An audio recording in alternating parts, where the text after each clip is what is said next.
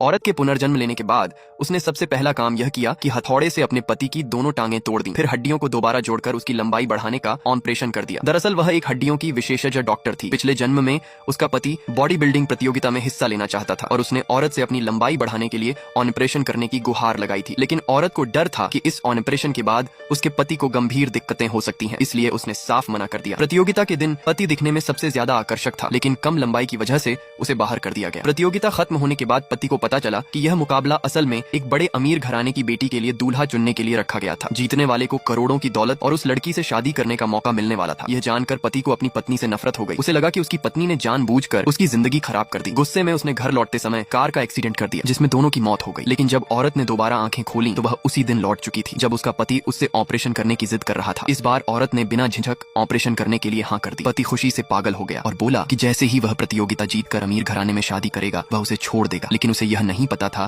कि असली दुल्हन वह अमीर लड़की नहीं बल्कि उसकी 70 साल की माँ थी। पिछले जन्म में औरत को यह सच पता चल गया था, इसलिए उसने ऑपरेशन करने से मना किया था, मगर बदले में उसे अपने ही पति की धोखेबाजी मिली थी। इस बार उसने ठान लिया था कि वह अपनी आंखों से अपने पति की बर्बादी देखेगी। इसके बाद पति ने खुशी खुशी अपनी माँ को यह खबर दी, लेकिन प्रतियोगिता में बहुत कम समय बचा था। मजबूरी में औरत ने उसे एक खास फिक्सर लगवाने की सलाह दी। उसने बताया कि यह फिक्सर बहुत दर्द देगा और इसे लगवाने के बाद हर कदम पर असहनीय तकलीफ होगी। पति पहले थोड़ा डरा, लेकिन तभी प्रतियोगिता वालों का फोन आ गया और उन्होंने उसे तुरंत पहुंचने के लिए कहा। अमीर बनने के लालच में उसने दर्द की परवाह नहीं की और फिक्सर लगवा लिया। उधर प्रतियोगिता शुरू हो चुकी थी। आयोजक पति को देर से आने की वजह से बाहर करने वाले थे, तभी वह तेज कदमों से मंच पर पहुंच गया। उसकी शानदार पर्सनैलिटी देखते ही सबकी नजरें उसी पर टिक गईं। तभी वहां मौजूद अमीर घराने की लड़की अचानक खड़ी हुई और बोली, अब प्रतियोगिता की जरूरत नहीं है, मैं इसी आदमी को चुनती हूँ। इतना सुनते ही पति खुशी से झूम उठा। प्रतियोगिता खत्म होने के बाद वह लड़की उसे पीछे मिलने के लिए बुलाती है, लेकिन उसके कुछ कहने से पहले ही पति खुद कह देता है कि वह खुशी खुशी उनके घर दामाद बनकर रहने को तैयार है। लड़की भी उसकी बात सुनकर खुश हो जाती है और 3 दिन बाद शादी तय कर दी जाती है।